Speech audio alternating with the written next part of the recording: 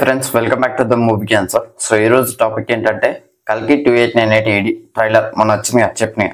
So అందుకు సంబంధించి trailer reaction చేసిన, బ్రేక్ డౌన్ చేసిన, అండ్ ఆ బ్రేక్ డౌన్ లో భాగంగా ఒక 2-3 పార్ట్స్ చేసుకోండి. సో చాలానే ఉన్నాయి, అందులో మెయిన్ పాయింట్ గురించి మాట్లాడబోతున్నా. సో ఇది పార్ట్ 1 అన్నమాట.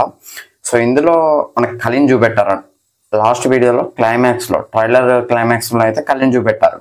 సో ఇక్కడ నుంచి వెళ్ళి నెత్తి నుంచి ఇక్కడ దాకా ఏదో ఉంది ఆయనకైతే. సో ఇక్కడ ఒక వెంట్రుక అయితే ఉందన్నమాట. సో మిగతా ఆల్మోస్ట్ మనకి భారతీయుడుల్లో ఆ విధంగా అట్లనే చూపెట్టాడు అన్నమాట. అంటే ఆ షేప్స్ వెరీ రియలిస్టిక్ అట్లా చూపెట్టారు. అది గ్రాఫిక్స్ కాదని మనకైతే క్లియర్ గా అర్థమైనట్టుగా చూపెట్టారు అన్నమాట. సో మిడలో ఆయనకి కొన్ని వైడులర్లు అట్లాంటివి ఏం కాకుండా జస్ట్ తుప్పు పట్టిన నగలు, ఆ కైండ్ ఆఫ్ నగలు అయితే ఆయన యూజ్ చేయడం అయితే జరిగింది. సో ఫస్ట్ మీకు ఒకటి చెప్తా, మహాభారతంలో చూసుకున్నట్లయితే దాని గురించి చూపెట్టారు కురుక్షేత్ర యుద్ధం. సో అందులో అశ్వత్థామను ఒక గుద్దుతారు ఒక వ్యక్తి. సో గుద్దితే ఏనుగు దాటి మనుషులు ఉంటారు, మనుషుల వెనుక ఏనుగు ఉంటుంది. సో ఆ ఏనుగు దాటి కూడా అశ్వత్థామ వెళ్ళిపోతాడు. సో ఒక గుద్ద అంటే ఏం లేదు కానీ జస్ట్ చిన్నగా ఇట్లా త్రో చేస్తాడు అన్నమాట. సో ఇట్లా జస్ట్ త్రో చేసేతోటే ఎక్కడికే ఎగిరిపోతాడు అన్నమాట. సో అంత పవర్ఫుల్ ఆ వ్యక్తి, ఎదుటి వ్యక్తి ఎవరైతే ఉన్నాడో అంత పవర్ఫుల్ అన్నమాట. సో ఆ వ్యక్తి ఎవరో కాదు, చెప్తా, షాక్ కాకండి. ఈ వ్యక్తిని గుర్తుపెట్టుకోండి, ఈ ఫోటోలో అనే వ్యక్తిని. ఎట్లా తెల్ల కాస్ట్యూమ్స్ తోటి ఇట్లా ఉన్నాడు. అండ్ ఇక్కడ నుంచి స్కిప్ చేద్దాం. మనకైతే ఆ వ్యక్తి ఫేస్ చూపించలేదు, ఏం తెలియదు. మన ఆడియన్స్ ఏమంటున్నారంటే మహాభారతంలో కురుక్షేత్ర యుద్ధంలో చాలా పవర్ఫుల్ వ్యక్తులలో అశ్వత్థామ కూడా ఒకరు. అశ్వత్థామను ఓడించారంటే ఒకే వ్యక్తి. అంటే అంత పవర్ఫుల్ అంటే ఎదుటిగా 2-3 ఇట్లా యోధులు ఉంటారు కదా. సో వాళ్ళ పేర్లలో ఒక 4 పేర్లు చెప్తా. ఫస్ట్ కృష్ణుడు, అండ్ నెక్స్ట్ అర్జునుడు, అండ్ నెక్స్ట్ కర్ణుడు, దుర్యోధనుడు. సో వీళ్ళు 4. అర్జునుడు అండ్ కృష్ణుడు.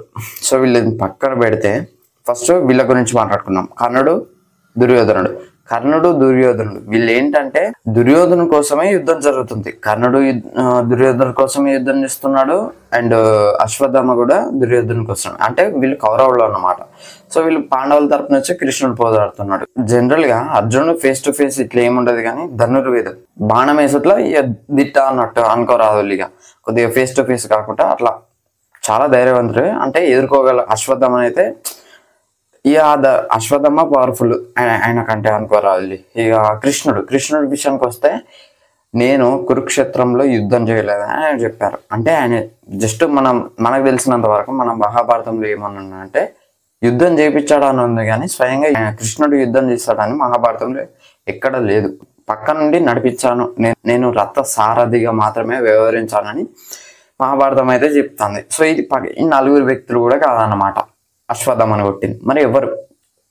ఇప్పుడు ఈ పిక్చర్ చూడండి, సుప్రీం యాస్కిన్. సో సుప్రీం యాస్కిన్ చూసుకున్నట్లయితే చుట్టూరుగా ఏదో చక్రం ఉంది. ఆ చక్రంలో అతను అయితే కూర్చొని ఉన్నాడు.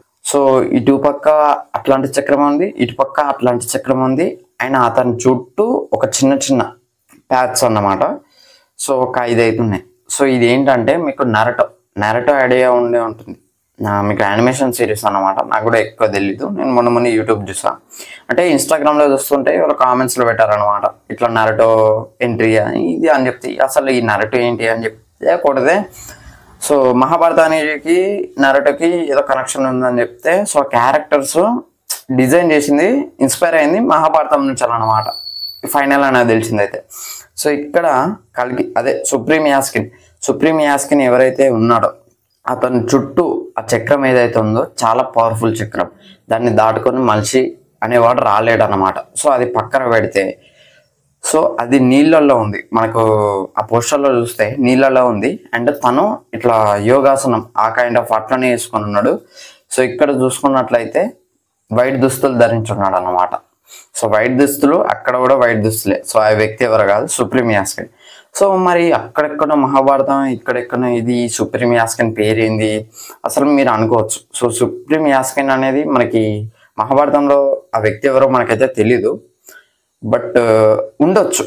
అంటే అతను అంటే నాగాశ్విన్ ఫిక్షనల్గా క్రియేట్ చేసి ఉండొచ్చు, ఛాన్స్ అయితే ఉంది కదా మనకి.